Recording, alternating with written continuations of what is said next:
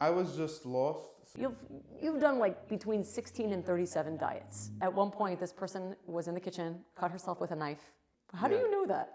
She says, you're going to kill my husband just like you killed your husband. My wife goes to the gym. I have a very big problem with it. In our community, when people are having a show, the parents did a lot of that research. And they're going to be like, my mother just said that in public. She can't control us. If I came down here for this podcast just to hear you say the Chazarish stuff, you made my day. This was enough. Okay, good. Welcome to another episode of Podsitivity. Thank you all for joining. I want to remind you to please subscribe to the channel, like this episode even before listening, leave a comment. It helps out the algorithm. It helps us grow our audience. And I love hearing all of your feedback. Thank you for being part of the community. Today I have the esteemed Mrs. Fally Klein. And she, among many other things that she does, she's a Hasidic woman that I have a lot of respect for, and she does a lot of great things to help our community, as you will see in our conversation. So the first thing that I want to talk about is that I found fascinating. It was like wow for me, because I've been doing breath work for about 3 years now. So some more intensive, some more less. I've done with a group also, something that I never thought I'll do. But I've done breath work every single morning for almost 3 years now. Now I do Wim Hof's breathing, the 30 breaths in and out, and then the breath hold for I can do almost 2.5 minutes. That's amazing. So yeah, Baruch Hashem, wow. That's why I'm so happy. But you said that breath work is like the word diet. People think diet is a constriction. Really, it's, as they say, your limitations are your freedoms. Like a diet means what are you eating, and breath work means how are you breathing. It's not, people think breath work, they right away associate it with a course, with work. So how does a person judge his breath work right now? If it's good or bad, or what can he do? A little bit of an introduction into breath work. So before we go into the word judge breath work, when was the last time most people stop to actually notice that they are breathing? Never. Right? Exactly. You're telling me that you're doing this for 3 years, and I'm thinking to myself, wow, you're ahead of the game. Most people are only starting to hear about breathwork now. Right. Who introduced you to breathwork 3 years ago? That's pretty impressive. Right. You know? You want to know an answer? Yeah, I'm curious. I was just lost. So I found this TED talk and there's a woman over there who does breathwork. Okay. And I just followed it, and then I noticed how calm I was. So anytime before I had a meeting or a date, or which I would just turn on the recording, and it's a 2-minute thing. Actually it's a 7-minute thing. It's a meditation that ends with breath work, and I would just feel like the most calm person ever.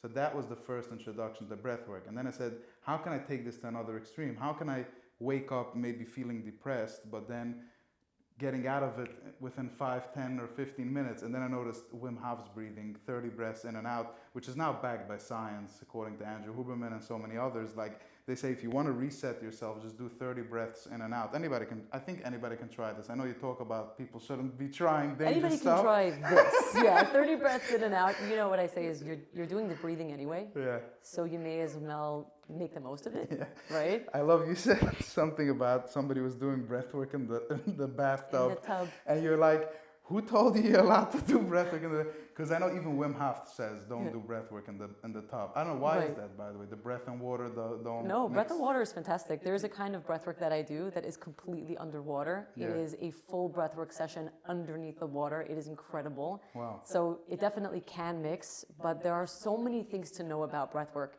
I'm seeing today, I know we're going off topic because you asked me a little bit about how does a person judge their breath. We'll get back to that. But what I'm seeing today is that breath is deceptively simple because everyone is breathing.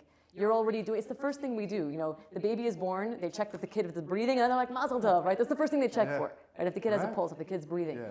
So we all think that we know what we're doing when it comes to breath, but it's one of those very untapped subjects out there. Totally. It's like, you know what? If you're a woman, I don't know what it's like in the guy's world, but if you're a woman by the time you're my age, you've done like between 16 and 37 diets. Yeah. You know, you've done those. You know enough about like carbs and sugar and like proteins and this guy in the diet, and I shouldn't be talking, but it's not me, but everybody else around me has done like a million. It's all you hear when women get together. And they know so much about food and so much about calories and their weight and all these different nutrition programs. But the primary source of fuel that we take in as humans is oxygen. Yeah. And almost nobody knows anything about what kind of breath you can use to ease pain, to get more energy, to relieve depression, get yourself out of bed in the morning, have a pain-free childbirth and delivery. I mean, all of that exists. Yeah. It's real and it's accessible. Yeah, my friend told me about taking 3 breaths when you go into bed. And whenever I do it, by the 3rd breath, you're basically sleeping. You can't even remember exhaling the 3rd breath. That's how powerful breathing is. Now, I had an epiphany, I think they call it, right? I was, it was so interesting for me because you said that sometimes our body doesn't need breath. And that's when I felt like sometimes I feel I have a little bit of shallow breathing, which usually comes if I'm nervous. But I figured that, okay, maybe it's a good time for my body not to breathe so heavily.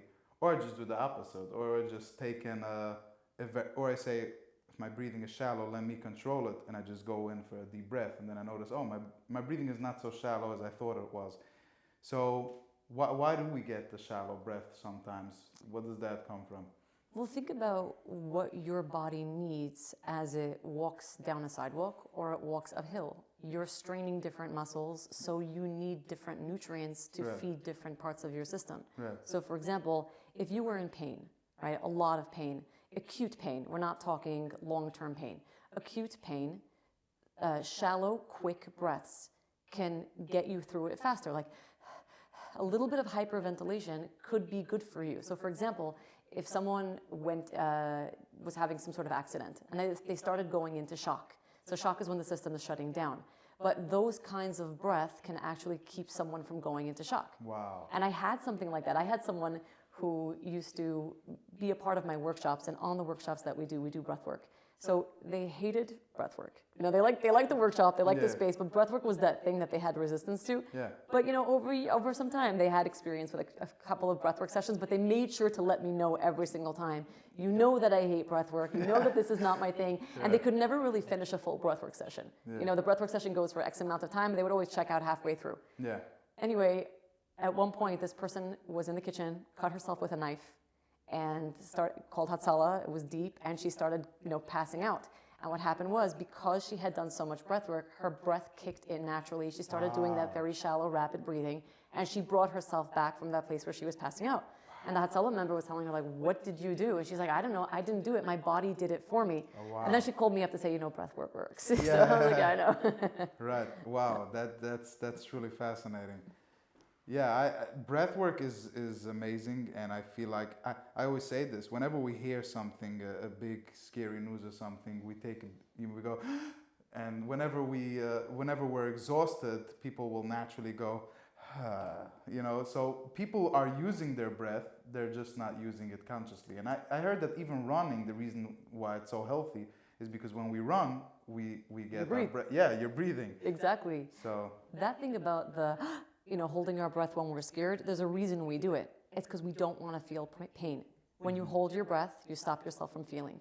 So anything you don't have to feel, you don't want to feel, you go, numbness. Right, and if you think about shallow breathers, they're not breathing in their body, they're not feeling anything, they're just breathing just the bare minimum. Yeah. Which is this weird oxymoron, because the only way to get through pain is to breathe through it. Because not feeling it doesn't mean that it's not happening to you. Wow. And it still lives in the system. I cannot tell you how many times I have had women in breathwork sessions. We're doing a group breathwork, and all of a sudden you'll have a woman be on her hands and knees and start saying, I have to push, I'm in labor. And I'm thinking, oh my God, like, is she pregnant? Did I not know? Because usually I have to know. And they'll be like, no, my baby's 12. And I'm like, what's going on? She's like, I don't know, I feel like I'm in labor. And I'll ask them, did you have an epidural with your last labor? And they'll say, yeah. And to me, that's classic. Because they were ignoring the pain. Because they were ignoring the pain. That doesn't mean that the pain wasn't there. It was there. It lives in the body. And also, pain wants us to go through certain cycles. It's there for a reason. It's not there for nothing. It helps us. Pain is there to help us. So when we block out our pain, it doesn't know. So the body is still trying to get that message across to us, and we haven't heard it. So in breathwork sessions, people sometimes relive old pains that they've never quite processed. So how does somebody know if they're walking around now with heavy pain? How do I know if I'm like, I feel good, I think everything is good. How do I know if I do have pain? What made you start breathing 3 years ago? Pain. Thank you. If you're in pain, you know it.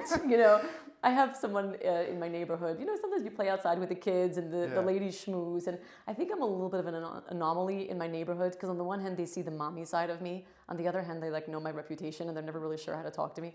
So I had someone in my neighborhood and she was asking me a little bit about my work. And I'm careful when I talk about my work because, the mommy side of me that plays with the kids is just a mommy. And then my work is not for everybody. So when people ask me about my work, I'm like, I always never really know what kind of answers to give. Yeah. So this neighbor asked me, she says, your work sounds interesting, but I think it's too deep for me. I don't think I'm such a deep person. I don't know. Life is okay. Is there something wrong with me that I'm not deep in that way? Right. I said, please trust me. If you're happy, please stay happy. Don't come to me. Happy people don't come to me, you know? Yep. I'm a happy person and I surround myself with happy people. But usually when people start their work with me, it's not because they're happy. Yeah, 100%. And that's beautiful because there's validating people of all types. I heard this amazing thing when it comes to doing work and working on yourself. Somebody was saying there's 3 types of people.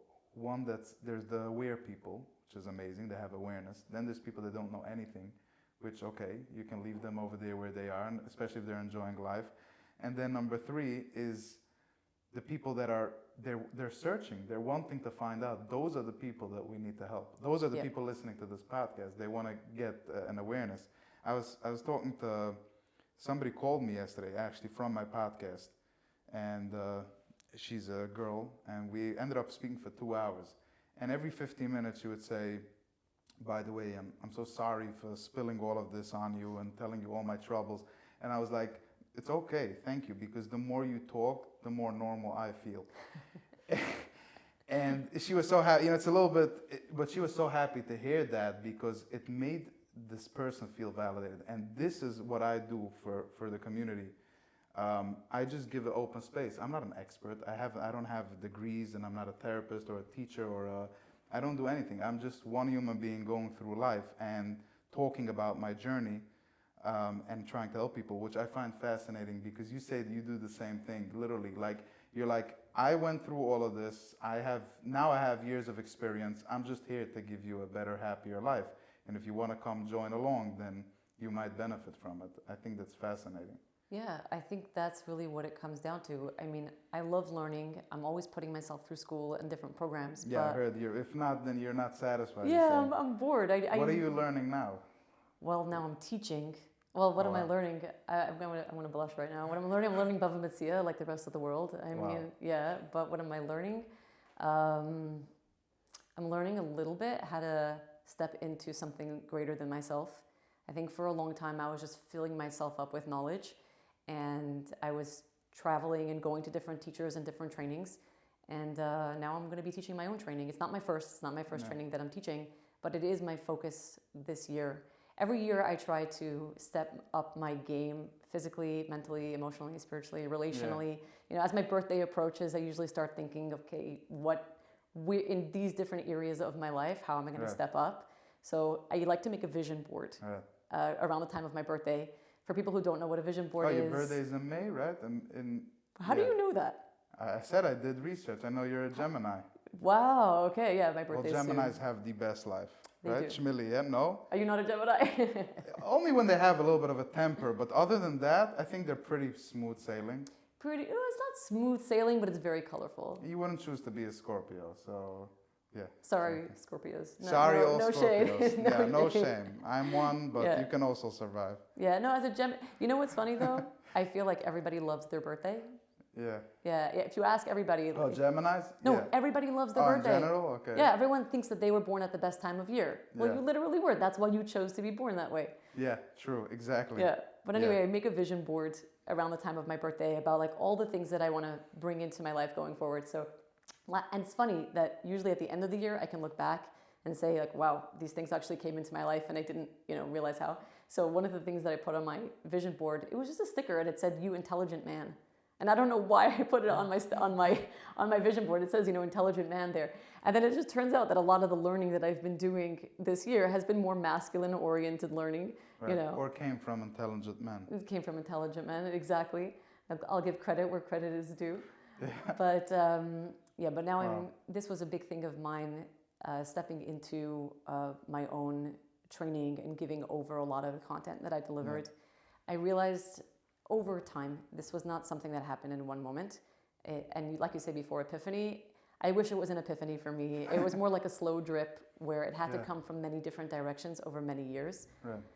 Where, I think false humility is really ego, where I kept myself a little bit in a corner for a while because I was scared. I was scared of not even so much, am I ready? I was scared of like, are people going to think I'm ready? Are people going to want to hear what I have to say? So a little bit of the last few years of my life has been stepping into that more. Yeah. And I think I spent the last 3-4 years building my online courses. I teach a course in self-development. I teach a course in intimacy and relationships. I put those online so that I can free up my time more to actually teach, because that's what I love. I wanted to be a teacher years ago, and I kind of knew that it wasn't going to be my calling. When I got married, my husband made fun of me. He's like, no, you just want to be a teacher because that's what girls do. Like, you spent your whole life in school and then you're going to be a teacher. And I knew I didn't want to be a teacher the rest of my life. I knew that. And at the same time, I love teaching. And so it took, like, it's almost, it's 20 years now that I'm married, 20 years, and it came full circle. Like, I really do love teaching. I just didn't know that there were other ways to teach and other audiences that I can give over to. So that's kind of where I'm at right now. Yeah. And which audience would you say is mostly your audience? Is it the Hasidic world, or is it more modern? When I was in school, I wouldn't even say Hasidic modern because I have people from all walks of life. But I went to school at one point for intimacy and relationship counseling. And when I was there, we did one semester on business, specifically of, you are an intimacy and relationship counselor. This is not a regular business. You're catering to a specific dynamic with specific problems. And I remember they had us come up with who our avatar is, who our ideal client is. And there were certain meditations that they had us go through. And what was very weird was that it kept coming up teenagers. Wow. And I did not want to work with teenagers. So I kept thinking, why is this coming up? I relate very well to teens. I think on some level I am a teenager. I've never quite grown up. Yeah. But every time teenagers came up, I was like, I just don't want, even when I was in private practice and teenagers would come in, I just didn't, I love them, but that's not my ideal. And I was very frustrated, and I had to sit with it for a while. And all of a sudden I realized my work is for the teenagers, but I'm not meant to work with the teenagers. I'm meant to work with the parents of the teenagers. Wow. Because the teenagers are most impacted not by their teachers, not by their mentors, not by their therapists, by their parents. And so my target is the parents. It's the people around my age who are raising the teenagers of the next generation. Because I care about your teenagers. So I care to give you the tools you need. Like, one of the things I say before my intimacy course is, I want to be my kid's college teacher. Wow. And I think that's how it has to be done. I mean, I say this a lot. There are certain conversations that are about, let's say, motherhood, femininity, womanhood. And I named them. There's like 10 conversations that I could name off the bat. You ask any typical woman, how many of those conversations did your mother have with you? And they're like, none. Zero. You're right. And I say, why can't you have them with your daughter? That's my goal. Yeah. What if I can give you those tools? So I actually really wanted to go into this conversation because this Yontif, my friend bought a book on intimacy. It was actually deeper than intimacy. And I read the entire book, and while I was reading it, I felt like a serious goy, I would say, because I'm like, well, I'm reading all these Chazarish stuff, and it's like, it doesn't make sense. Like, it's. If I came down here for this podcast just to hear you say the Chazarish stuff, you made my day. This was enough. Okay, good. And then I'm like, what do you mean? How would I ever get married without knowing all these things? Because I know for sure that Husn teachers, Kala teachers don't even touch on the tip of the iceberg. Like, they don't mention anything about this. It's just like where you can go, when you can go, and when you can hold on. So I was like, wow, nobody was even going to give me the green light that I'm allowed to read this book. And I just had to take it for myself at 26 and a half years old. So my question is that if the Gemara can speak so openly about all these stories that happened, and if we have so many aluchas and so many parts of the Torah does speak about intimacy, why? Let's first understand, why is it so taboo? Why is it something that people don't? And I understand why we don't talk about it in public. That I understand. Okay, it's tznius and okay, but why is it something that's never discussed internally? That's the part I don't understand. So first off, just back up. When you're ready for Husin classes, you call me up, I'll set you up with someone good who is going to teach you everything you need to know. You shouldn't have to learn it from books. Well, is it even their job? I felt like I don't even know if it's their job. I don't even know if it's on their menu to go deeper than just telling you the basic halachas. You know, I don't know so much about chassan teachers these days, but I know that there are more and more kala teachers for sure, because I train as a kala teacher, so I know my colleagues, that they're doing so much more than just preparing a girl for the wedding night. Right. But in general, all your work now is with women only, right? Ish. The breathwork classes that you do is also the trainings that I give are open to both men and women. Okay. The courses that I give are predominantly women, but I do have some opportunities for men. I definitely have men on my mailing list because I know that there are things that I do offer for men. But yeah, I feel like there was a time in my life where we all go through a messiah complex thing where I'm going to save the world, and I thought I can do everything. I'm there now, right? Okay, I was there a few years ago. You're pretty good. You're pretty on target for your development. 26 is listen. 26 is Yudke Vavke, so you're in the God phase. Yeah. We're going to save the world right now. Yeah. And then I realized I am losing parts of myself because I'm giving. And I realized if you can narrow your focus, right? So you're right, most of my work is for women, but there are some. You were answering a question, about the chassan teachers. So it is more and more happening that kala teachers are offering not just that to prepare a girl for the wedding, but to stay with her for 6 months later. Yeah. Because there are so many things she has to learn after, and so many things that are not going to come up until after the wedding night. I don't know. It's a great mystery to me why we stopped talking about these subjects, because if you read about it in the Gemara, they're very open about it. They're very cool about it. They're very practical about it. And they're not afraid to make jokes. There are lots of jokes in the Gemara. The concept of the Gemara is to open up a conversation. Exactly. Which we're avoiding. And some of the conversations, you're just like, wow, like the euphemisms there, like I didn't think I could blush anymore, after intimacy school. And then sometimes you read some of what the rabbis say and you're like, well, you got me there. I'm a little bit blushing. The stories brought down in the Gemara also are very fascinating. Like the story of Rava, who went to, he was negotiating the ksuba for Abaya's wife when he passed away. So she had to tell him what she was owed from the ksuba, Wow. So she tells him, I'm owed a certain amount of wine because I drink wine. So he said, okay, how many cups? And she says, I drink X amount of cups, but I drink big cups. And he says, how big are your cups? So she, lifts her hand and her sleeve goes up, and he saw her wrist and he became infatuated with her. So Rava's wife, who was the daughter of Rav Chizda, went and chased Abaya's wife out of town because she says, you're going to kill my husband just like you killed your husband. Wow. And I'm like, this is fascinating. Yeah. They didn't teach us this in Beis Yaakov. Our rabbis were hilarious, and they were real people. They were awesome. So I think that a big part of why we stopped. For those of you on camera who can't see what that noise was, there was a high five happening behind the screen for the people recording. I think that it comes down to shame. When the Gemara shame, definitely. When the Gemara was being articulated, because it happened over centuries, the Romans started creeping in. And our society today is a Greco-Roman culture, which is based on Christianity. And Christianity is it's a religion where the highest place in Christianity is to be Parish, right? Priests don't get married. Nuns don't get married. Our first mitzvah is to be married. The first words that Hashem ever said out of his mouth to a human being. Hashem speaks, but the first time he speaks to Adam in the Torah, right, is Peru Uruvu. Like, do this thing, right? And the Torah is not shy about it, but Christianity is. Right. And I feel like as Christian values have seeped in a lot into our culture, so has shame. So we're completely neglect the body. Judaism, by the way, does not neglect the body. We learn, right? A woman who is going through her Taharas HaMishpacha process for 2 weeks a month, she is so busy with the body. We have Hilchas Tznius. We talk about the body all the time, right? You have the mitzvah of washing your hands. We're so body-based. So we are meant to be connected to our body at all times because we are an ensouled body. Our soul cannot survive without a body. Yeah. Our religion was always about respect your body, because without it, you can't be here. But the Christian religion is not like that. They view the body as a lesser way of being. So there's a lot of shame around being in a body and the body's needs and the body's desires.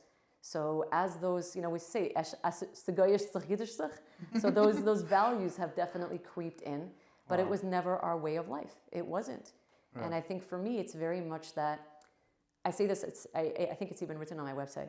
If you're doing something for 20 years, let's say you're a computer programmer, and someone in your family has some computer glitch, and they call you up and they're like, oh, can you help me out? And you're like, not even thinking twice.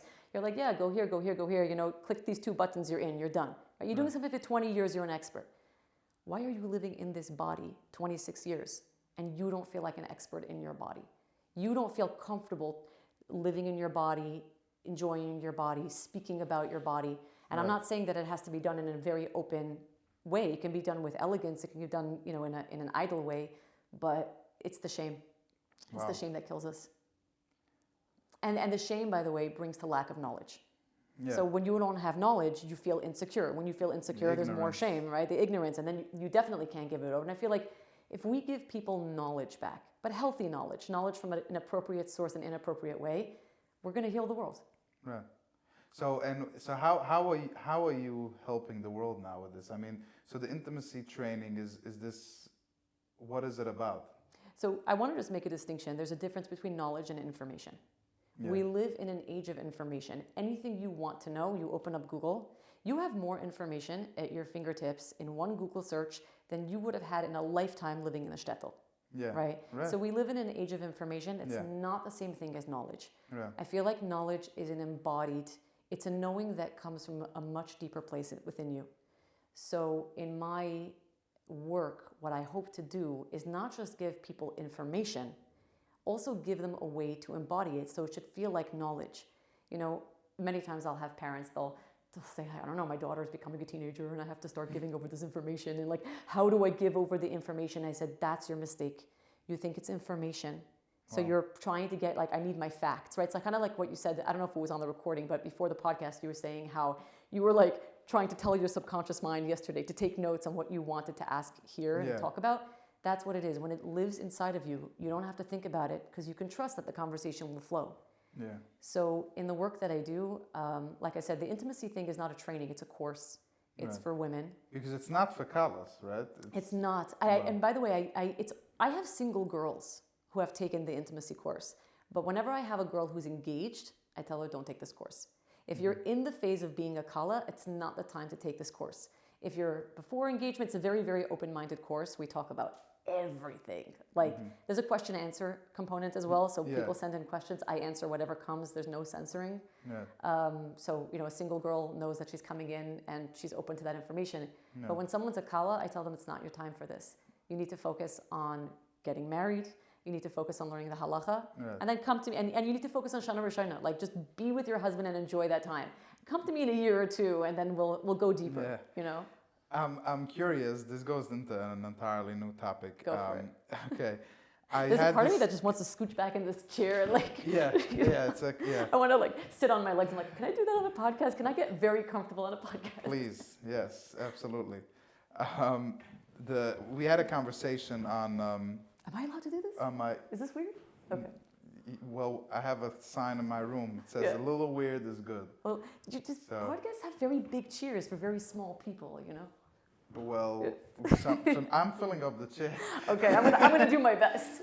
But if you want, I can sit in a weird way so that you feel more comfortable. Yeah. It's okay. I got it. Okay. So on Friday, I had this conversation on my WhatsApp status. I have around 5,000 people that watch my status. So it's very easy to create a conversation and see in real time what people are saying.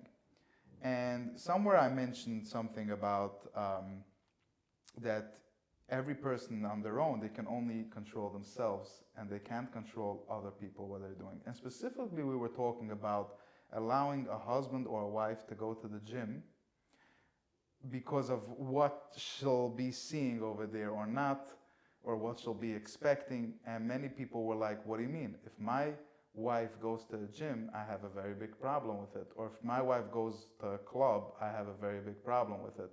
And I was trying to explain to these people that if you have a problem with it, then you go for help and allow her to continue to go wherever she wants to go. And people had a very hard time accepting this. I'm curious if you can touch on that, to explain people's freedoms, women's freedom. Sometimes a woman that is controlling of the man, but you understand what I'm touching on? That people, when they feel insecure, they try to control their partner or friend for that matter. So I think that I would break your question down into two parts. I think the first part to me is a measurement of values. So when you're talking about the gym versus the club, to me sometimes that's like, wait, if I'm married to somebody and we decided that we want to build a certain kind of home, raise our kids with a certain value system, right? And if we had an agreed upon set of values, then for one partner to go and do something that's like against those values, that's one thing, right? And I think that that's a whole separate conversation about what to do when you have two spouses that are not quite on the same page, right? Two spouses. So when you have spouses that are not quite on the same page, especially in religious values, and that happens more and more often. And I think that it's very navigable, but you have to be open and honest about it. But that's one thing. Well, in our community, there is no time to discuss values. Right. One meeting an hour in the dining room or two meetings in the dining room does not discuss any values at all. You just talk about how you enjoyed your yeshiva and I'm not saying that people should change that, because there's something to it, going into a marriage in the unknown, and if it works, it works, if it doesn't, it doesn't.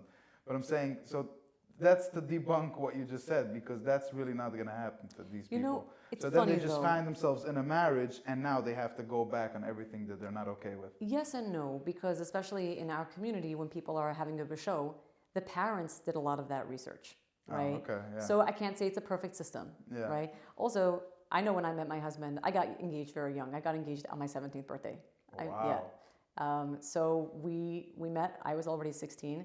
And I was only 16, and I remember the first time we sat together, I just knew that this was going to be the person for me. There was and it wasn't because we discussed values. There is something there, and I do believe in there's a certain thing, like when you know, right?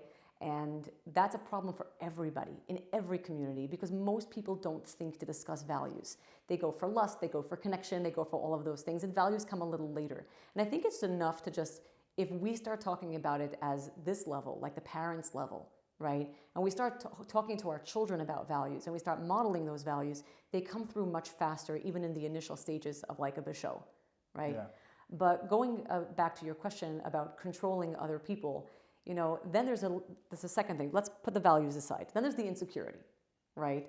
That if I'm not secure, right, and my spouse goes and does something, maybe it's not about me judging them for what they're doing, but maybe it's because I feel like I'm being left out. I'm feeling like I'm left behind. And unfortunately, that is also happening, that people think that, what do you mean? I live my life, you live your life. We just happen to be married, right? So I think it's less for me when I hear of a situation like that. It's less for me like, oh, is he going to the club or the gym? It's like, did you forget that, like, are you investing in the marriage? Because I think that when we invest in the container itself, when we are both secure that the marriage itself is solid, that not the marriage, because it can be parents to children as well, right? When we invest in the relationship and the relationship is solid, then we're much more trusting of what happens outside of the relationship, right? In your time, your free time, in my free time. But going to the real crux of your question of like controlling people, and you can't control people and you can only control yourself, I find that for me it comes up the most with parenting. Because you cannot control your kid. So if you're watching me and thinking that I'm the expert and I have all of the answers, I absolutely do not. I have a pretty good authority that at least one or two of my own children are going to be watching me on this podcast, and they're going to be like, my mother just said that in public. She can't control us. And it's not about can. You can, but at what expense? We were all slapped around as kids. That was the form of chinuch when we were growing up. And were we controlled? No, we just learned how to hide it better. And if we didn't learn how to hide our actions, we learned how to hide our emotions, even from ourselves. And then we spent the rest of our adulthood hating our parents and trying to recover. Yeah. I love you, Mommy and Tati. We're good. I was just going to say, I have a similar story to this one point that you just said.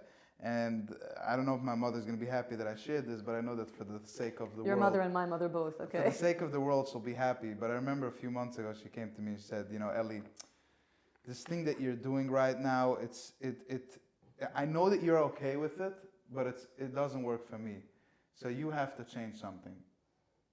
And I said, Mommy, I love you and everything, but did you just hear yourself? Like, you know that I'm okay with it. You're not okay with it. I should change something. So, of course, we came a long way, and my mother is literally the best mother, because every book that I read, she also reads. That's amazing. She has a master's degree. She's super smart. And we can have any type of conversation, by the way, including about intimacy. And so I just appreciate that open space that she allows me to have. But yeah, that was tremendous. So in this conversation that I had on my WhatsApp, which by the way, the link to my WhatsApp is in the description if anybody wants to join. You're not getting the link to my WhatsApp. So that's too private. But so this girl was writing an entire message about, what do you mean? I created values of a Teure de Gestib, and I have a Teure de Gestib, so how can my husband go to the gym where he'll see other women? So I said, look, you created your values. Why are you controlling him? You have your values. And again, I'm telling you clearly that majority of my audience did not understand this concept. They could not grasp this concept that they think that if they have a value, they have to now oppose it on other people. I'm going to challenge you and say that you yourself did not begin to understand this concept. I will talk to you in Mirz Hashem when you're a father. Yeah. You understand this concept, but there's going to be layers of this concept that are going to whip you. In every phase of your development, you're going to have to come up against this. Yeah. We come up against this concept when we're kids, right? So you go onto the playground and you want a certain toy, but they want a certain toy, and then you realize you're not always going to get your way, and you have to let someone else have their way. It's not only your world, right? So as a young child, you realize you're sharing this world with other people. Wow. Then you move into adolescence or your teenage years or even your young adulthood, and you move into relationships, so friendships. And I'm not even talking about marriage yet. I'm talking about friendships. We all had miserable friendships growing up. You have to. I don't know anybody who was spared the toil of having to kenei lecha chaver. It's a real thing, right? Yeah. And the only way you're going to know who's a good friend is if you had a couple of experiences of friendships that were not good for you, right? And then so you learn how to navigate in friendship. So you either stay in a very bad friendship where you give them all the power and you suppress yourself, or you take all the power, or you learn eventually, this is not just my world.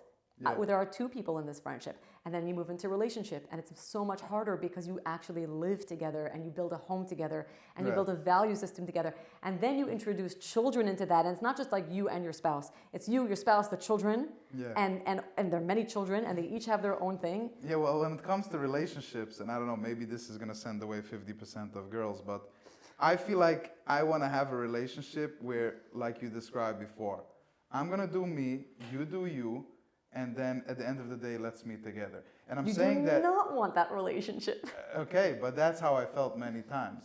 Because what kind of relationship do I want? I don't know. What do you want? I don't know. You don't want... How should I know? I don't even know. I feel like I don't even know on my... Can I ask you a personal question? Yeah. So you ever had this experience, even in the short term, when you thought something was going well with someone?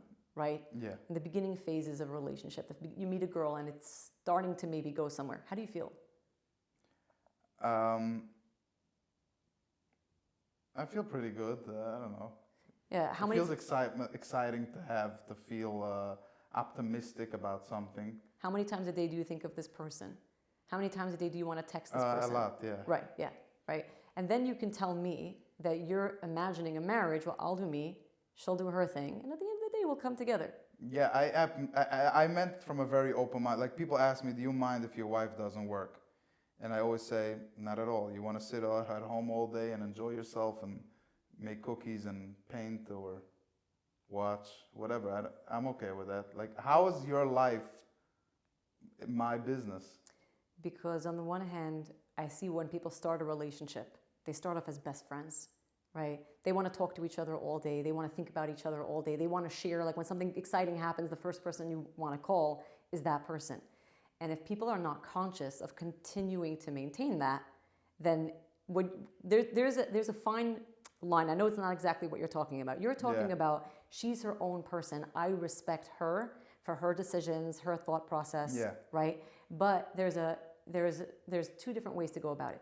There's a way to go about it where you say, I don't actually care. She can do whatever she wants. Yeah. I'll meet you by supper time, and I hope you had a nice day. That's a recipe for disaster, because that's two best friends who could have been best friends who now turn into strangers. Yeah. I lived my life, you lived your life, as long as you made me a good supper. No, I actually think because I have this openness, that's why my openness led me to put myself into a secure place where okay, it's fine. We're just gonna live in the same house, and I'm not gonna judge you. You're not gonna judge me, and so I clearly see that there's a problem over there. Right. But you understand where it came. It came from the point where I don't want anybody to control me, and I don't want to control anybody. So now I'm choosing rather to be distanced than to be so close and mushy with a person, but then get hurt or control them or care too much about what they do. So I think that when it comes to any sort of relationship, whether it's a marriage relationship or a friendship, right, or even us having a conversation right now, there's the me, there's the you, and there's the we. And I think most people think that relationship is, it's either my turn or it's your turn, right? So either sometimes I'm going to get my way, sometimes you're going to get your way, and they don't realize that there's a whole third thing happening right here. It's this, it's the we. And when me and you are in a relationship together, what happens is we both have to step into that circle. There's a life that I have outside of that circle, right? But then there's a life that we both connect to within that circle. And it's an invitation. It's not me controlling you, because when it's my world versus your world, someone has to control the other. Either you have to bend and come into my world, or I have to bend and come to your world. But when we can create a third thing, which is our world, we both together get to invite, like, I would like to invite you into a conversation. I would like to put this topic on the table. You get to do that a lot with a podcast. So you already have experience with something like that, because you have this space, this conversation that you're creating, and we invite conversations in, we invite topics in. Right? It's not my world versus your world. I'm not trying to sell a course to you. I'm not trying to get you to join one of my programs. You're not trying to get me to date you, right? That's not how this is going. This is us bringing things together into a mutual center. Yeah. And that's the way that we can both respect. I respect your life. You respect my life. But together we can build this very dynamic conversation. Or this, right? I understand. Yeah, that definitely brings a lot of clarity into the thing. I was going to say, on my dating profile, I wrote this on loop. I wrote that I don't think I ever experienced real love, but I'm willing to try. So, and I wrote that to create openness, because that's really, I'm not gonna lie about what I think. I'm not in that place. I don't know. So I kind of like and respect my openness to not knowing. I think that that's very, very important in our society. People always ask, like, Ellie, you have this all figured out, and how are you so happy? And how are you enjoying life? And every day for you is a Yom Tov. I love every day I cut up a whole sourdough challah and eat it with my family by the pool. Like, well, yeah, my life maybe looks like a Yom Tov, but it doesn't always feel like Yom Tov from the inside. And no, my life isn't perfect and figured out, but I learned that even when it's not good and I'm not feeling well, to still share that, to still be open and vulnerable about it. And I know that this is the number one key when it comes to relationships, to have openness, to have a moment where you can tell your spouse, I need some time right now. I need to breathe. I need to go out. I think it's very important. Until you say that one thing and then you get that response that you weren't expecting. We talk about vulnerability like it's such a beautiful thing. It's so nice to be open. And we want to be open, and we forget that when you're open, you also have to be open to every possible response that the other person is going to maybe throw at you. We tend to think that our vulnerability and openness is always met with vulnerability and openness. It's not. Sometimes it's met with judgment. Right. And the problem is that we try being vulnerable, and then you're met with judgment. And then can you continue to stay open? Can you continue to stay vulnerable with someone who shut you down when you were, and maybe they didn't do it intentionally. Maybe it was their judgment, their fear. Right. Can you continue? And unfortunately, most people can't, because they get that one rejection or that second rejection and they just stop trusting. So it's a nice thing, it's a nice ideal to be able to say, I believe in openness, I believe in honesty, but the reality is that it doesn't really work out that well in relationships if we were not modeled those things already from a young age. It takes so much more practice. I think today, especially in the Instagram world, everyone's like hyper vulnerable on Instagram. Yeah. It's so easy to be vulnerable on Instagram. You know why? Because it's not a real relationship. Right. You can pour your heart out and you don't have to look at anyone's responses. But go be vulnerable with your husband. Go be vulnerable with your kid. It's so much harder. You can share, you can bare your soul. I sent out an email today announcing my upcoming course, and I have a nice amount of subscribers to my email. And I literally, the subject line was, I've made many mistakes. I've made so many mistakes. And I went through an entire email telling all of my subscribers all of the mistakes that I made and all of the ways that I botched up, and I neglected my family while I was pursuing a career, and I neglected my values, and I studied under the wrong people. I went and did all of that, and I'm even saying it out loud on the podcast. And it's easy for me to say. But to go and have a face-to-face conversation with my husband and tell him, I'm so sorry for all of the years that I, kind of maybe neglected the family and my place in it. I can't do that. I can do this here if you want to pass this on to my husband. But yeah, because I'm not getting shut down over here. In fact, most people who are going to watch this podcast are going to celebrate my vulnerability. They're like, I can't believe she said that. I can't believe he said that, right? It's so easy to be vulnerable in public. It's not real vulnerability. Because real vulnerability means I'm taking a risk when I know I could get shut down. Wow. Not from 5,000 people, but from the one person who matters most. Yeah, I didn't think about that. So how does a person find the person that they can feel comfortable and vulnerable to? I think it's going to come back to that question that you asked about, is it true that we really can't control anyone but ourselves? And it's going to go even further back to what I said about shame and intimacy and all of those things. When you can get really vulnerable with yourself, and when you can be okay with really whatever you have inside of you, your deepest secrets, your darkest shame, all your insecurities, when you can be okay with that, then someone else can say something to you. They can shut you down, and it won't hit you that hard. Right. Before the podcast started, you made a comment about my Tichel. Yeah. I'll tell you a funny story about it. When I decided to put it on, it was in like 2015, 2016. I can never remember, but sometime, it was actually this time of year. It was May. It was like right after Pesach. And I was thinking about it for a long time. It's not a light decision to make. It definitely makes me stand out. Like you said, you were surprised that I come from Brooklyn. Like you thought I came from Tzfas, It definitely makes you stand out. I mean, Mir Toshem one day, but it makes you stand out. It makes you different. People question you. They wonder why you did it. They make up all these stories in their heads about why you must have did it. Yeah. Why you must be very firm. It's not a firm kind thing. They have all these stories. So I thought about it long and hard. It was actually a decision that took me over 3 years to make. And when I finally decided to try it out, it wasn't a one-moment decision. It wasn't like, I was going to take off my sheitel. I kept my sheitel, by the way, in my closet for 5 years after I started wearing these. I never made a decision to stop wearing a sheitel. It was always there as a backup, Yeah. And eventually I just realized, it's not me. I'm probably never going to go back to them. So they were donated, and that was it. Wow. But like I said, it was a long decision. It was probably about a 3-year decision. And then when I finally decided I'm going to try, I'm just going to try. And I decided I'm going to try it on Shabbos because where am I going on Shabbos? I'm just home with my kids, right? I think it was actually, it was this one. This was the one. This was my first one. It was the first one I ever, this is probably like 8 years old. And I put it on. It was Friday night. I was getting ready to tzin the lech. I came downstairs. My daughter, who was probably 6 at the time, she said, Mommy, I love your crown. You look like a queen. And I was like, oh, that's the cutest thing. Yeah. Next day, Shabbos afternoon, I go outside dressed like this. And somebody in the neighborhood went and I guess they were shocked, and their judgments came up. And their first comment was, oh, is that what, the young ones or your crowd are wearing right now?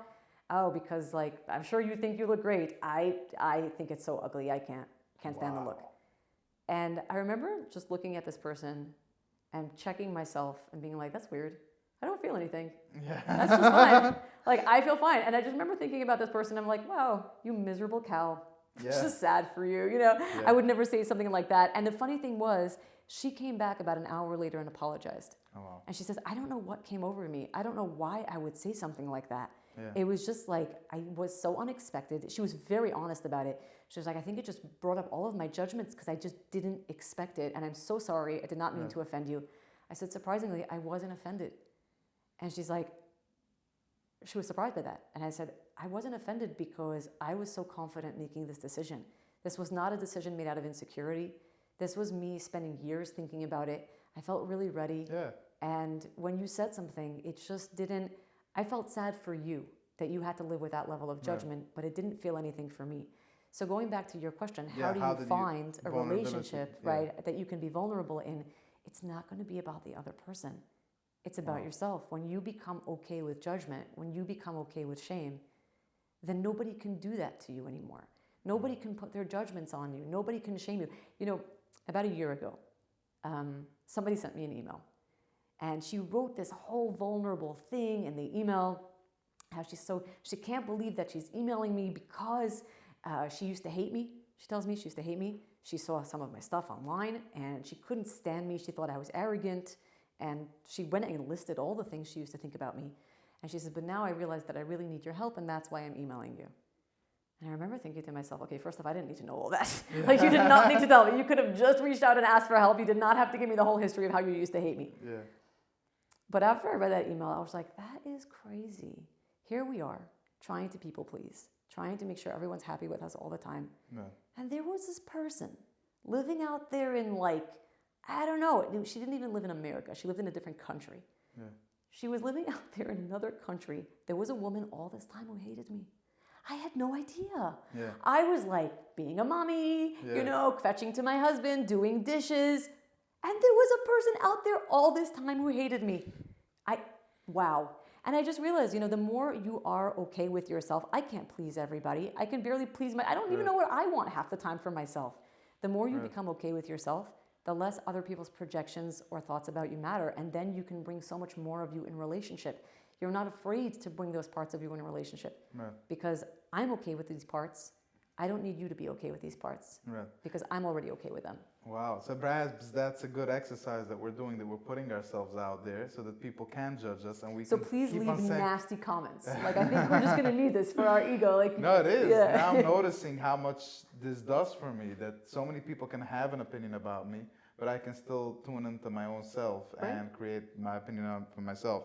Another topic before we round things up over here is that you touched on is education. Yeah. Because I noticed what I've seen with education, the way people are parenting, and I'm not a parent yet, but I learn a lot, I study a lot, I read a lot, I research a lot, and I speak to a lot of people. Always tell me, you know, you're not married, how are you giving marriage advice? Well, I say what I mean. I'm much longer than you in the Shadichem Parsha. You might be already married, it's very good that you have that experience, but people always ask me, how do you talk about Shadduchim? I say, what do you mean? I'm in Shadduchim much longer than you are. So I feel like I'm always talking to children of parents. So while you might be the parent, and that's amazing, but I'm talking to the children that are unhappy or have these terrible things that are happening to them. And what I've noticed is literally that parents are just projecting all of their things on their children, making them do everything that they haven't done or they are not doing currently, so that they don't have to feel guilty about themselves. And even the way people speak to little children, they'll say, mommy's not proud when you do that. Well, if mommy's not proud, go to a therapist, go get help. What do you mean? Why are you talking to your little boy or girl and saying, you know, Tati werd zeer aufgeregt when dit is this? What kind of thing is this? And they think it's normal because their father did it or something. You'll do it too. Maybe. I don't think I would. I have a little brother that's 7, so I've watched him grow up and develop. And so many times I want to tell him, stop schreien, mach's me geherrig. Why? Why? If I can move out of the room, why should I yell at my little brother? And he's just my brother. I could yell at him if I want, from a brother perspective. But why? I think that part of parenting is also a fine line of we want to raise mention. So you know, when a kid is doing something that's actually annoying, you also it's an obligation to tell the kid. Correct, but how are you telling that to them? Right. How you? But I think a lot of people will use this. Mommy's not going to be your friend if you do that. That's terrible. Yeah. That's terrible, and I keep on hearing it from people. Like, if you want to be mommy's friend, go pick up my sock from the. Like, what is it? Right. If I would never ask my friend to pick up my socks, why would I ask my kid to do exactly. that? Yeah. But we use it for kids because we know how well it works with kids. Yeah. They're so afraid that you're not going to love them or somebody's going to leave them. So it really works with kids until it doesn't. I think that it's so complicated because kids bring out in us all of the parts of ourselves that we have not yet gotten comfortable with.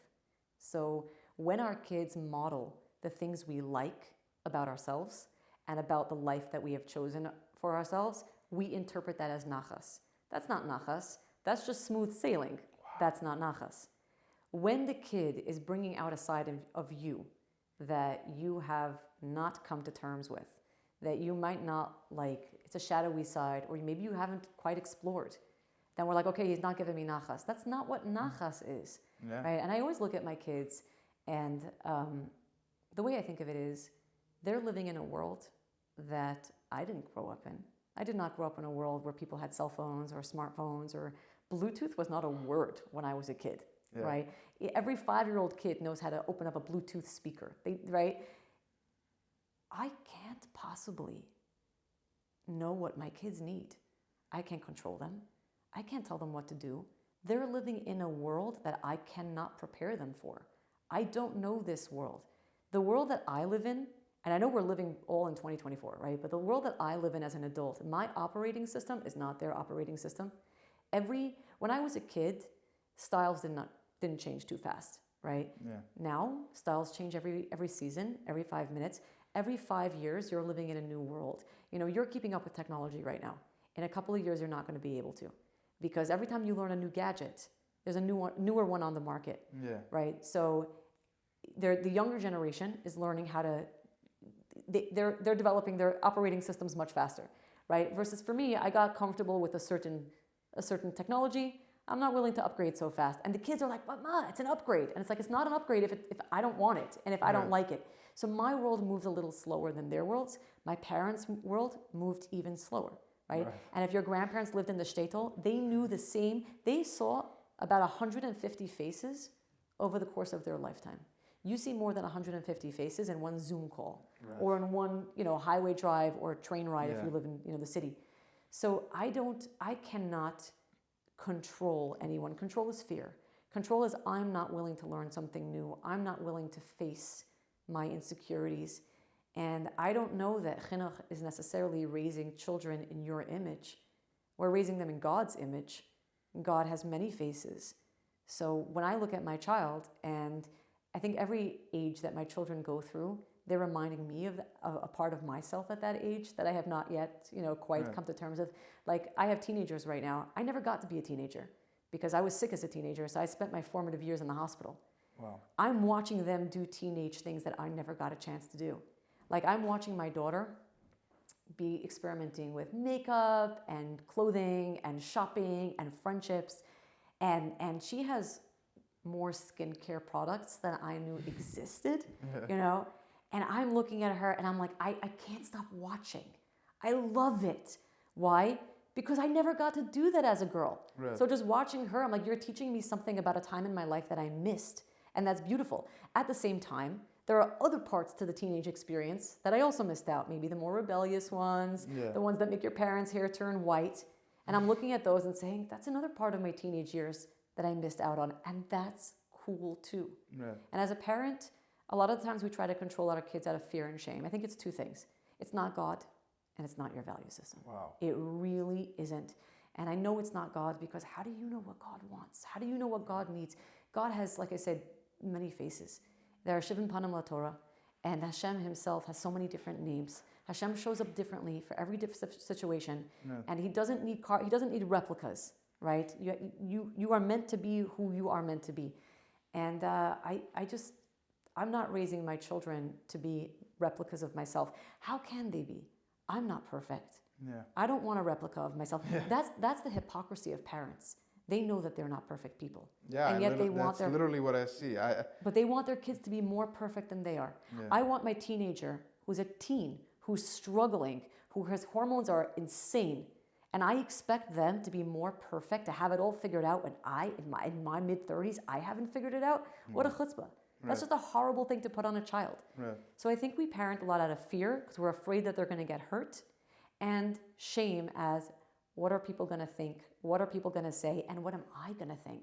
What am I going to say? Because, I failed, not only that, if I have to love a kid who serves God in a different way than I do, then what does it mean about the way I serve God? Maybe I'm doing it wrong. Or maybe I didn't give over my values correctly, which means maybe I'm not really doing it from a good place, and maybe my kids are picking up on that. So there's a lot there. And how should kids deal with these parents? It's a very hard thing because I don't know who's listening to your podcast. So when you're saying kids... a lot of kids. Yeah, but I'm thinking when you're saying kids, give me an age range. So about 25% of our listeners are between 18 and 24. Okay, so they're not kids. Even younger, 16, I would say 16 to 24. And a lot of the questions that I get is this: how do I deal with my parents? They're from a previous generation. They don't understand anything about me, anything that I do, and every single thing that I do is a struggle trying to make them understand, or not even, they just can't understand it. I don't think your job is to make your parents understand you. I think that when we look at the Aseret Dibros, right? It says, Kabed es avicha v'esimecha. Respect where you come from. Why? Because your parents are giving you something very special. Maybe not emotionally, you're not mentally, but let's say genetically. You got your brown eyes from one of your parents, right? Yeah. You got your height from another one, right? You probably have your grandfather's nose. You're an exact composition of physical traits, intellectual traits, emotional traits, and spiritual traits. Your soul knew exactly what it needed.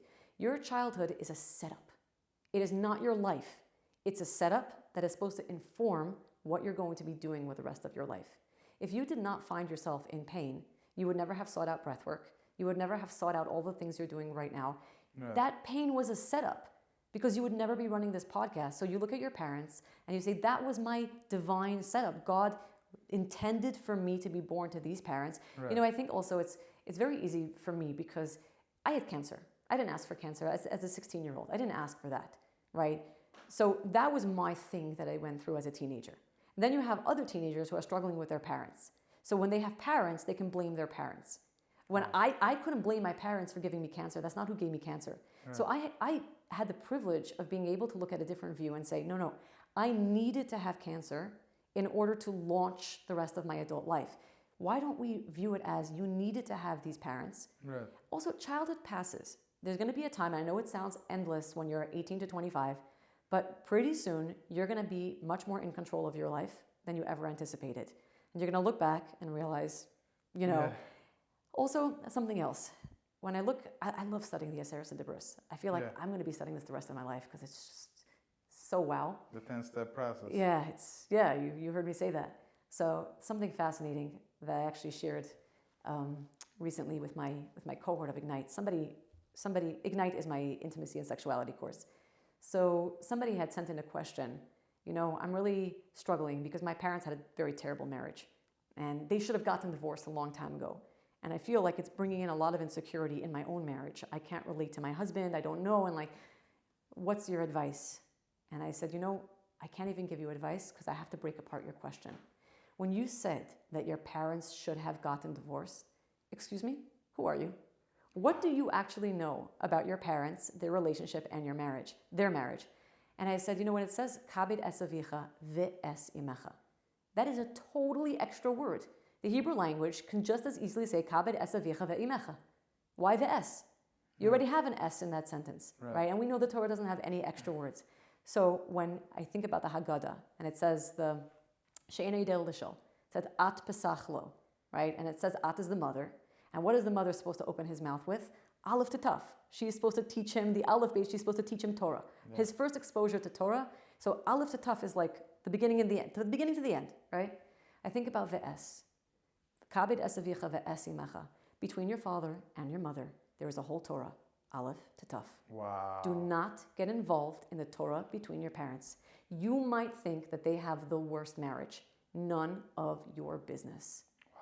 You might think that they should do things differently. None of your business. Because you know what happens when you put your son, it says, Kabed es avicha ve'es imecha, lama'an ya'arichan yamecha. You want to have a great life. You want to have a long life. And long doesn't just mean long in years. Long as in every minute feels like a yontif, exactly like you said, right? Then don't get involved in someone else's business. Don't get involved in your spouse's business. Don't get involved in your children's business. Don't get involved in your parents' business. That's the key. And I told this woman, the reason you can't relate well to your husband and why you're so insecure in your marriage is because you're not actually in your marriage. You're in your parents' marriage. Wow.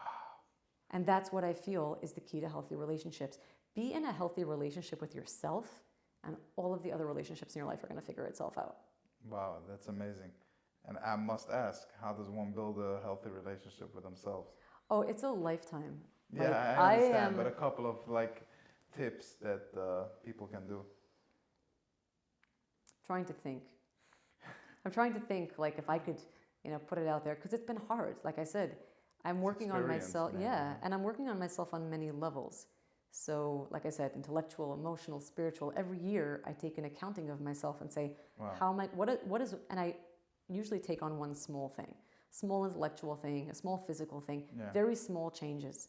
And I think that that is the key. You know, you started this whole interview by asking, how does someone judge if they're in good relationship with their breath?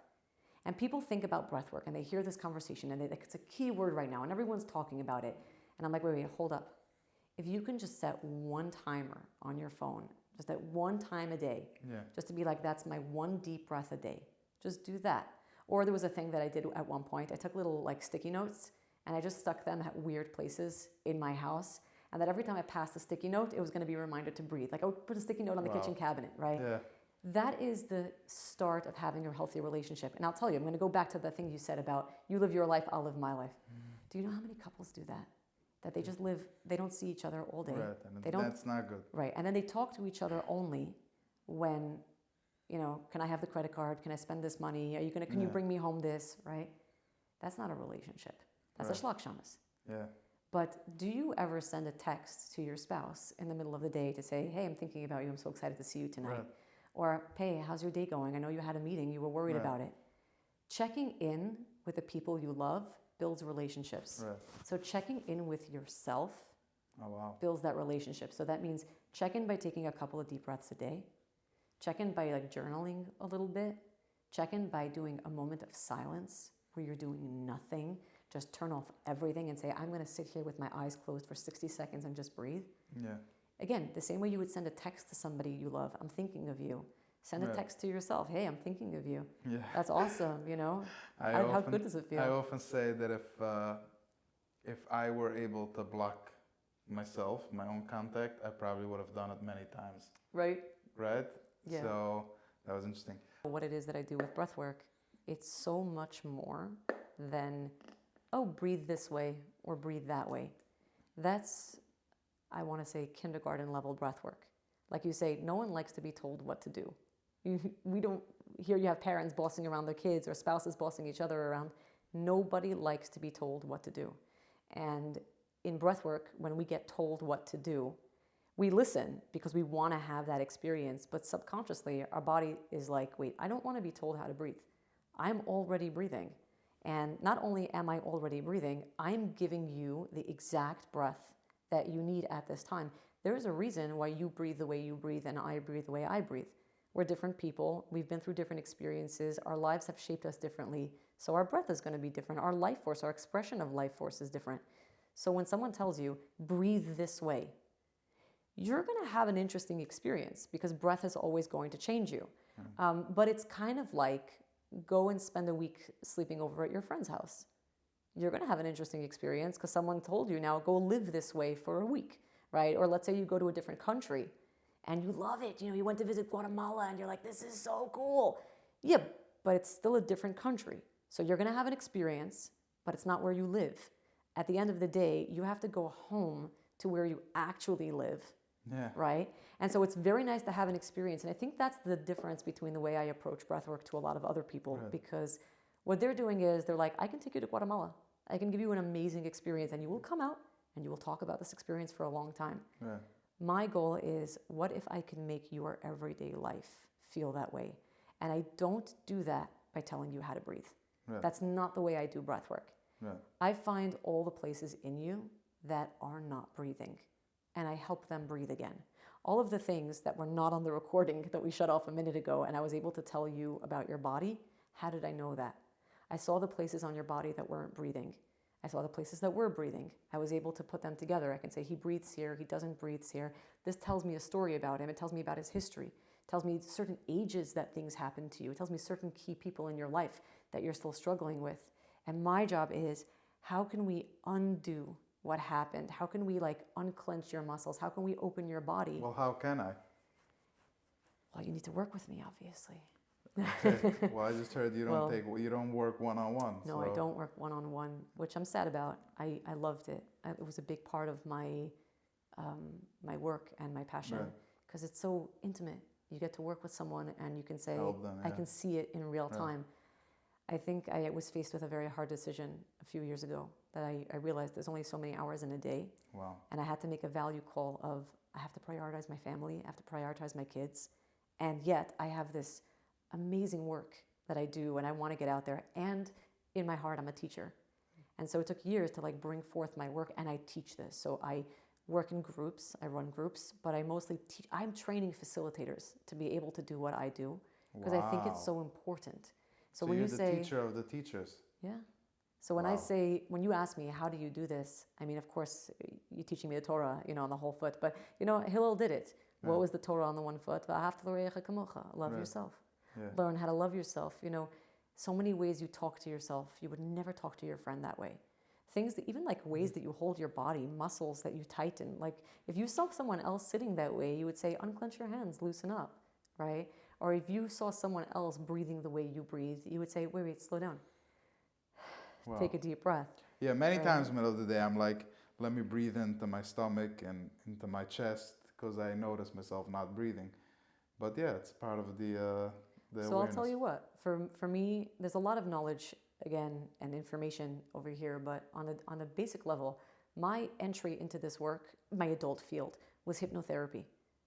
That's what I do. That's what I used to do when I saw private clients. Does it work? I mean, it's really hypnotizing. Oh my God, you literally asked me.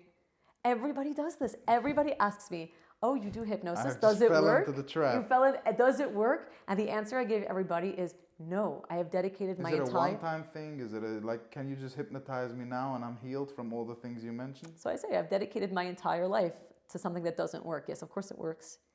And yes, it actually works fairly rapidly because your brain works on many layers. Vulnerable. But your brain works on many layers. Yeah. So when you read a book, you're operating at this layer, right? Mm-hmm. That's the youngest layer of your brain. It only developed recently. It didn't finish developing until you were 25, right?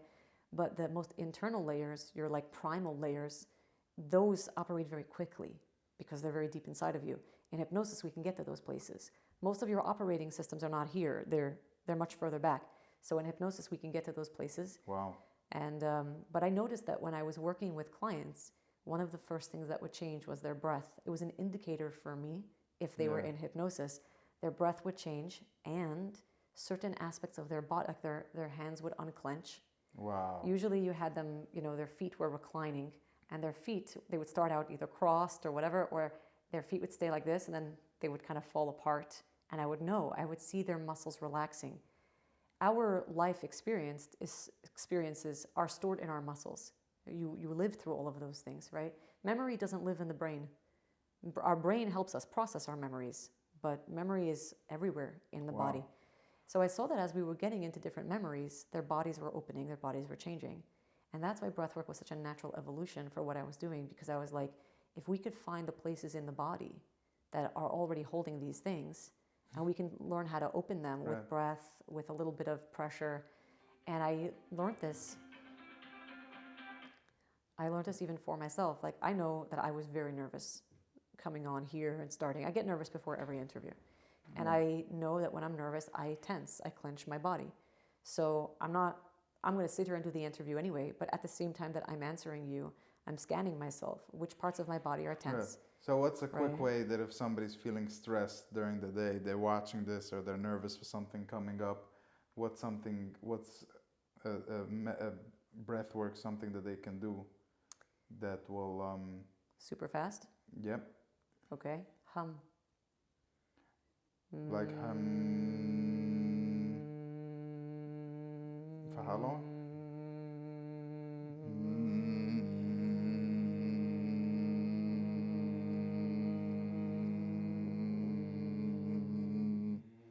How are you feeling?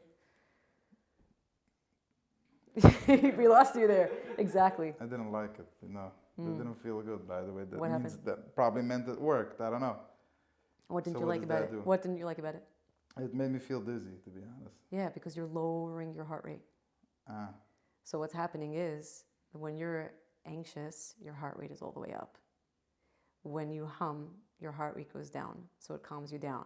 When you're super calm, and you were calm before, you're just humming, you're just, you're changing the carbon dioxide and oxygen proportion in your blood. So your blood becomes the acidity level in your blood changes, the alkalinity actually in Yeah. your blood changes, and so you feel it, so you started getting a little dizzy. I don't get dizzy because I have a lot of practice, and also because athletes tend to focus a lot more on their exhale than their inhale. So athletes can deal with a lot of like, longer exhales. Their carbon dioxide is going down much lower. Their oxygen sats are like, most people like will sat at like, when you do a pulse ox, right? Most people sat at like 98, 100. Right. I sat at like 87. Wow. And the doctors are like, I remember once coming, it was in the office, and the nurse kept bringing in a different machine. She brought in 3 pulse ox, and I was like, what's wrong? She's like, oh, the machine is broken. I'm like, no, why is it broken? She's like, you shouldn't be satting so low. What satting is how much oxygen is actually transferring into your bloodstream. And I'm like, why? I'm an athlete. I'm supposed to be satting that low. She's like, and we were talking about it because athletes, just because you don't have oxygen in your bloodstream doesn't mean that it's not going to your cells. It's just moving faster, and so it's not building up. So it makes sense that you're feeling lightheaded if you're not used to it. But yeah, that's my number one trick. I tell people start humming. My second trick would be this. Take your fingers and just kind of put them together. Gently, don't push, until you start feeling the pulses between your fingers. Yeah. Right? So your pulses should be synchronized in your body. But very often when we're anxious, our right brain and our left brain are not communicating. You're pushing forward with one part of yourself, you're worried with another part of yourself. And when you close your hands and you're pushing your fingertips together, you're creating a closed circuit of energy. And it's not just energy, they're listening to each other. The pulses in your fingers, they want to sync up. So when you put them together, after a minute or two, they sync up. And then your whole body, your heart rate, and all of the pulses throughout they're pulsing at the same frequency, and then you're all of a sudden going to be calm. I heard this actually from Sadhguru, that going like this reduces 50% of anxiety. It does. There's a reason why this is called a prayer position. Yeah, and he also said like bringing together the right and the left, and just noticing that everything is in harmony. Not only that, you will breathe differently. I wasn't talking about that as I was talking about this, but when you put your hands together, it's a very natural instinct to go, like just to do that deep breath as you put your hands together. Maybe that's because I've watched too many videos of people going like this. Oh no, breathing. You could tell kids to do it too. And, most likely, if they're not talking a mile a minute, because kids do that, but if they're quiet and doing this, usually they'll do that. Right. They'll just do it. Yeah. Right. So also what's happening now, I see on status, like every second day, there's like, Nochem Groinem is doing breathwork for 10 people in his basement at home. What's happening? I feel like we've reduced the trust of breathwork completely. And I don't get it. Like, who wants to go to a basement where you have somebody that learned about breathwork yesterday? And you have people that are very big. You have, whether it's influencers or people that are, like they have a big following or whatever, and they're just, okay, I'm doing breathwork today. I don't get it. How can somebody trust something so sensitive for somebody that has so little experience? And it's not just the little experience. I feel like you need 10 years experience minimum. And I feel like most people are just doing this from a few months of their own breath work, and now they're going into teaching it from others and charging money. Yeah, I have a lot to say on it, and I want to be careful with how I speak. But it's kind of like what I told you before. There's a difference between going to Guatemala breathwork, right, and having a good vacation, to hiring a contractor that's actually going to make structural changes in your home, kind of breathwork. And I think people don't know. I think people don't know that there are different kinds of breathwork, and there are different approaches. They're just looking for healing, and they're going to the first class. And it's the same thing like with diet, right? So you mentioned earlier in this conversation that diet is really just the relationship you have with food, right? So if we're just taking the word diet out of it, and we talk about the relationship they have with food, there's nothing wrong with ice cream. Ice cream is delicious. Everybody should enjoy an ice cream, but you shouldn't be eating it for breakfast, lunch, and dinner. Okay. But it is an experience. It's a wonderful experience to have ice cream. It's also a wonderful experience to go out to a restaurant. But the reality is that is not healthy, clean eating on a daily basis. So it's very unfortunate that giving people the experience of breathwork is very easy. It's very easy. Why? Because breath is free. And it's the easiest thing. Change your breath pattern a little bit. you're going to have a trippy experience. You're going to feel like you're on LSD or mushrooms. You're going to feel it. I can make you feel that way. You saw within one hum, you already felt lightheaded. I kept you going, not with a humming and a combination of other things. I would have you tripping, right? It's very easy. And in fact, what most people don't know is that modern breathwork was put together. And I say modern breathwork because shamanistic cultures and even Judaism, we have a tradition of breath, right, that goes back thousands of years. But I'm taking modern breathwork that we're hearing of today. It was created as a result of experiments with LSD. There were psychiatrists who were giving LSD, psychedelics, to clients. It became illegal. They were doing research about it, and the research was very positive research, but the government banned it for other reasons. And what they noticed is LSD was very effective with their clients, but now they can't use it. So they were scrolling back through client sessions. Most people think that I'm on psychedelics or something. They're like, you must have gone through some sort of... is psychedelics a good thing? I know it's an overloaded question, but in your opinion, have you done it? I've done lots of psychedelics. And would you recommend it? It's like asking me would I recommend people take chemotherapy or amoxicillin. I don't know, do you need it? Well, psychedelics will mess you up if you don't need them. And if you do need them, then be sure that you're taking them. It can be helpful for me? Make sure you're taking it with an amazing, amazing facilitator. You know, it's not enough to just say, oh, well, I need amoxicillin. I don't know. Are you seeing a doctor? Is the doctor overseeing your care? You know, it's like, yeah, it's amazing. I'm really glad I live in a world where, you know, antibiotics and chemotherapy exist because they saved my life many times. But you don't just take such a thing like that if you don't need it and not without the care of a licensed individual. Right. But anyway, what people don't know is that they went to these clients that were very successful on LSD. And what they noticed was that a lot of these clients, their breath patterns were changing while they were having these amazing epiphanies. Wow. So they asked, what if we can reverse engineer it? What if we can teach you how to breathe to bring you to a state of epiphany? Wow. So the first formats of breath work were actually meant to induce LSD states. So that is the easiest thing in the world.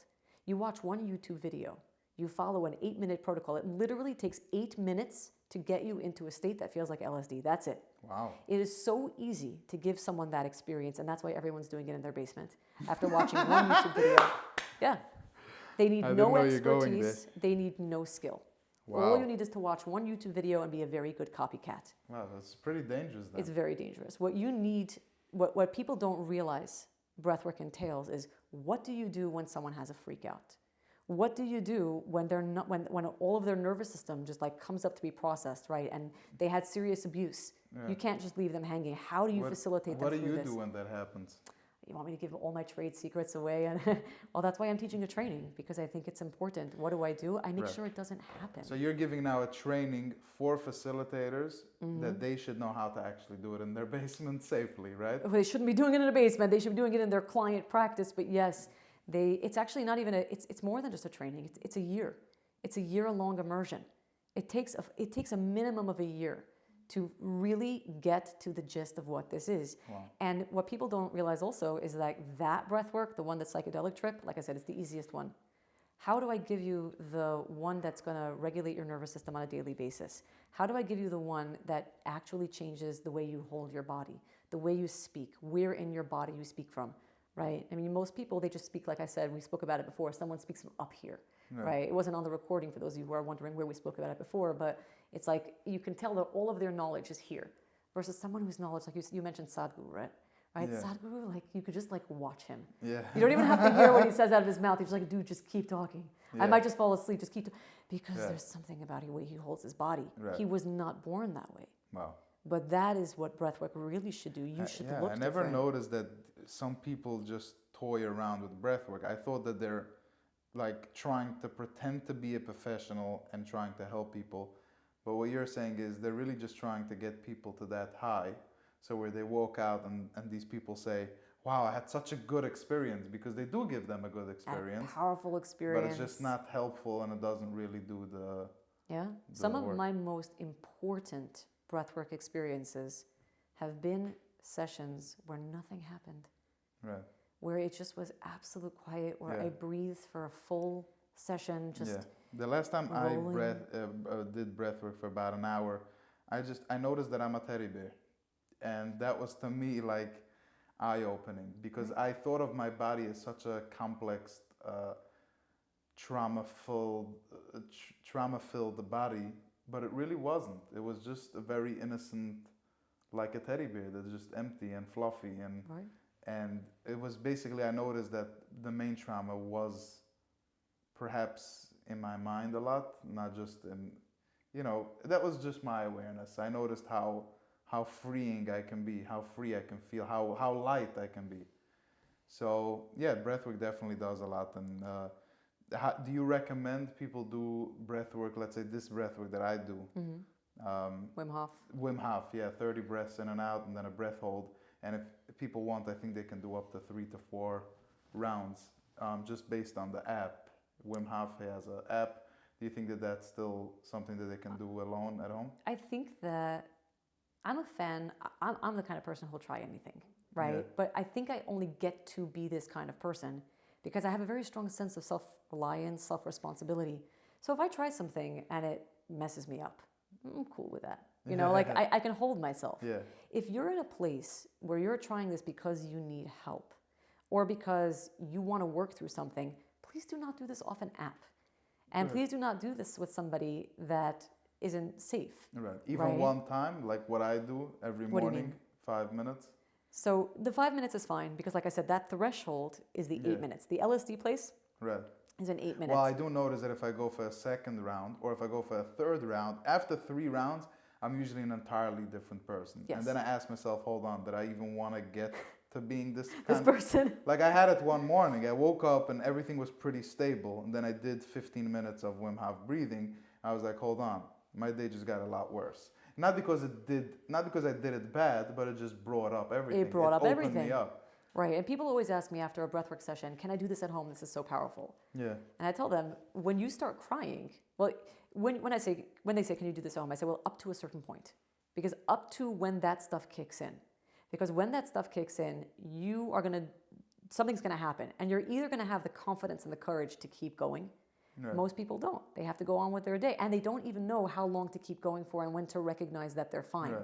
So they know how to shut down a feeling because we're great at shutting down feelings. So they cry and then they move their body into a position, usually fetal position, that stops the cry. Wow. And then they stop crying and they think they're okay. They're not okay. All of that stuff came up to the surface. But you're good at putting things down to the surface, beneath the surface. Right. So you think you're fine now because you stopped crying. You're not fine. Yeah. What you just did was abuse your body all over again because you told your body, hi, I'm ready for you. I'm ready to bring up all of this stuff. Right. And then the minute your body brought it up, you said, nope, go back down. So just because someone breathes alone at home and they're like, oh, I'm going to be fine if I cry, you don't actually know what you're doing. You need to be able to see yourself safely through the entire thing. And then the other side of this is they're going to do what you did. They're going to stop because they have to stop because 15 minutes are over and they have to go to work. And now all of that stuff came up. Right. And that's not how you want to feel after a breathwork session. Right? So a skilled facilitator knows these things. They know how to watch for your brain patterns, your body patterns. There's also a lot more to that. Like even designing the music playlist for a breathwork. Do you know how many hundreds of hours I spend designing music playlists, breathing to music, processing music? I play instruments literally because I think about music all day. I think in terms of sound. I see sound as color. Yeah. So like, you talk and I see a color of your voice and I'm busy mixing and matching colors. I feel like a DJ in my head. That's a very big piece of it. Do you know that Stanislav Grof, who basically created breathwork, I can show you a quote in one of his books where he literally says, if a facilitator does not have an aptitude for music, they have no aptitude for breathwork. Wow. If you are not musical, because it's all the energy. Yeah, and if you cannot create a smooth playlist, and if you don't even know what to look for in a playlist, and if I walk into another breathwork group where they have like Heimische Hasidische music playing, like Tzama Nafshi, I will scream, because again, there are so many things that you're just a music playlist. You can't use words in a music playlist. Like, do you know what you're doing? You're reshaping someone's brain. You can't reshape someone's brain with language because language is the last thing in your brain to develop, not the first thing. So when you go back to shape someone's brain, you have to make sure the music has no language in it, especially language that can trigger people or that have memories associated with it. And I'm just seeing so many mistakes being made and people don't even know. They're trying like you said, they're trying their best. They just don't even know. Yeah. And it frustrates me because I think it's very sacred, breathwork. Yeah. I think it's an art. It's not a modality. It's a way of life. And I want that when people come out of working with me, they actually live their life differently. Right. They're not coming out saying, I had an experience with Fally. They're saying, I actually want to live the life that she models. Right. And that's why I'm running this training, because I want more facilitators out there who think the way I do. Right. So you have, besides having personal trainings on certain specific classes, you're now running a training which is going to be in a week from when this episode airs. Yeah, it's That's soon. going to be just for people that want to learn how to do breath work for others. Wow, that's fascinating. It's terrifying. What should be a healthy breath pattern for any person's day-to-day life? What's something that they can implement right now? Something you can tell me that I should keep on checking every few minutes within myself to make sure that I'm breathing correctly. So most people have an idea, a concept of how to take a pulse, right? You put your finger on your pulse and you take your pulse. We know how many beats per minute, right? Most of us have never considered how many breaths per minute we're taking. Right. And what I like to advise people is turn on a timer on your phone, just sit quietly and count your breaths until the timer rings. And then you should see if you can get your breath down to 5 or 6 breaths per minute. Wow. 5 or 6 breaths per minute is a really calm heart rate.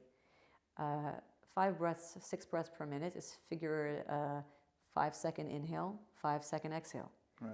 I actually believe that the exhale has to be a little longer than your inhale.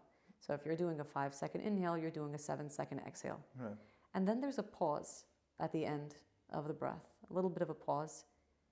Because most people, they gasp their breath in, they're grabbing for life, or they just forget to breathe. A little bit of a pause is, I trust. I'm not in control of the breath. I know that the next breath is gonna, it's like the waves on the seashore, right? It's not in, out, it's, right? That's how a breath should look. I tell people, go onto YouTube, type in, seashore, and just breathe along with the waves. Everything in nature is regulated according to a system. The ocean breathes. There's a reason why we feel calm at the ocean, because our breath syncs up to the universal breath, which is the ocean. So there are so many good tips and tricks to kind of stay in touch with your breath. But one of my favorite ones, my favorite one ever, is Who Taught Me How to Breathe. And I know I mentioned it on another podcast and you've heard me say it, is God himself, right? Yeah. Hashem's name, Yud Ke Vav Ke, Right. is a breath. Right. So a Yud is an inhale through the nose, because when you inhale through the nose, your tongue goes Y, like to the top of your mouth. Yeah. At the top of the breath, there's a little pause, that's the Hey.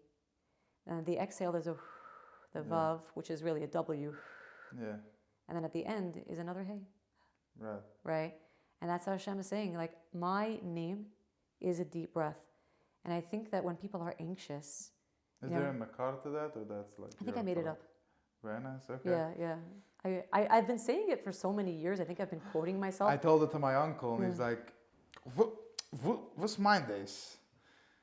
And I was like, die zo meer was mijn nicht. Right. Go prove me wrong. Go prove me wrong. So, yeah. Not only that, one of the things that when people are anxious, we tell them to exhale through a straw. That's the Vav. Yud Ke Vav. When you say Vav, it's... Yeah. Right? Yeah. It's like a straw. Yeah. And when we're anxious, people say, just have a minna, right? Yeah. Just believe, right? Hashem is with you. If you believe in Hashem, you wouldn't be anxious. Anxious people don't breathe. If Yud Ke Vav Ke is in the breath, if you were breathing, you would have a connection to Hashem. You wouldn't be anxious. It's literally like science tells you that if you breathe, you wouldn't be anxious. God says, if you breathe, you would have me in you. You wouldn't be anxious. It's very simple. Right. My friend actually told me that he once went to Makibble in Israel. And he said, I have terrible, terrible anxiety. Like he was on the flight, the guy was literally panicking. So he told him, your anxiety is coming from a place where Hashem just wants you to remember him. So whenever you have anxiety, just think of Hashem, you'll notice your anxiety disappear. And he told me it did. So it's, pretty fascinating. Yeah, and I have an issue because, all of my background, all of my schooling, when someone starts talking about Hashem and Torah and Yiddishkeit, there's a part of my just like, okay, please stop talking, But like I said to you before we were rolling, we weren't on camera, but I said to me, it is about finding the magic. That all the halacha that we keep, it comes from somewhere. Halacha is a consensus that the Rabbanim knew things, and based on what they knew, they said, now the halacha is this way. We study halacha, and we forget that halacha comes from what they knew. And my mission is, if I could take things that we just state as fact, and ask, but how do we know? And come back to what we once knew, right? So like they knew how to breathe. When we say like Hashem is with you, how do you know? But if you can, like you say, break down Hashem's name, the Yud Kei Vav Kei, you say it for yourself. Like what's the Makar? I don't know. You try saying Yud Kei Vav Kei. Try pronouncing it. It's a Y, an H, a W, and an H. Go ahead. It sounds like a deep breath. Yeah. What do you think happens when you breathe? It's just right there. So for me, it's not about giving advice. Like I told you in the beginning, it's very easy to give people information. It's different when it's knowledge. Wow. It's easy to tell them breathe a certain way, but when you can teach them, why are you breathing a certain way? This is literally God's name, and they're like, wow, every breath now becomes a Yud Kei Vav Kei. Every breath is sacred. You will never take a breath and feel that it was for nothing. You just said Hashem's name. Right. You breathed Hashem's name. Do you know how precious your body is? That your body is a receptacle. That your body made that happen. So that's how you check in with yourself. It's not about like the Eibishter said to do this. It's like this. Why did they say all of those things? Because it's true. Because if you did it for yourself, you'd feel it. Right. So do you have breathwork meditations, by the way, that people can find, or you didn't put the? I actually do. It's funny that you're asking. Yeah. On my, not quite breathwork, because like I said, with breathwork, I want to be very, very careful because you don't really know who's listening and if they're following the instructions correctly. Okay. There are breathwork meditations that I do give out as part of my courses. So I teach a self-development course, I teach an intimacy and sexuality course, and in those courses there are certain modules where there are recorded breathworks, but I feel better about those because these are my students, I'm in touch with them, right? But if you go to my website and you join the mailing list, you will get a free meditation sent to you, like a download. Wow. And it's not a breathwork meditation, but what it is, you know how we spoke about before, and just respecting. You know, it's a meditation that helps you realize how precious you are. Wow. That 6,000 years of creation were needed just to make you. Right. Yeah, that's insane. But do you know how many grandparents you have? Do you know how many great-grandparents you have? Do you know how many great-great-grandparents you have? And each one of them are real people that lived real lives, and they struggled. And all of their struggle that they went through 1 generation ago and 2 generations ago and 10 generations ago was so that you could be here right now. Right. Could you imagine? You are 6,000 years of creation is you. Everyone who ever suffered, who came before you, they did it for you. So that's that meditation. Fascinating. Wow. Is there anything else that you're passionate about that you want to talk about? Is there anything I'm not passionate about? No. But I'm curious if there's any other topic that you're involved in and that you want to share or bring awareness to people. They'll probably just have to have me back for another interview. All right. Yeah, we already got part 2 before finishing part 1. Yeah, exactly. Thank you so much. Thank you for doing this. I appreciate it. And thank you everybody for listening. I hope you go and you make yourself, do something because of this, whether it's an awareness of your breath, just to be aware, step number 1, or step number 2 is to make a little bit of a change within yourself and how you breathe, or taking a couple of deep breaths a day and being conscious of it. Or even further is actually signing up potentially for a class or a facilitator, or if you're a facilitator and you want to have a class where you can go learn how to facilitate and help others with breathing, make sure to get in touch with Mrs. Fally Klein. I think the website is fallyklein.com. It is. Right? Yeah. And you can get in touch with her. Thank you for listening. I want to remind you to please like this episode, subscribe, and turn on the notifications so that you don't miss an episode. Leave a comment, tell me how you enjoyed this epised, also and share it with a comments. friend. Also terrible comments. To see how we feel about them. Right, because now we're vulnerable enough and we know our worth. So yeah, thank you so much.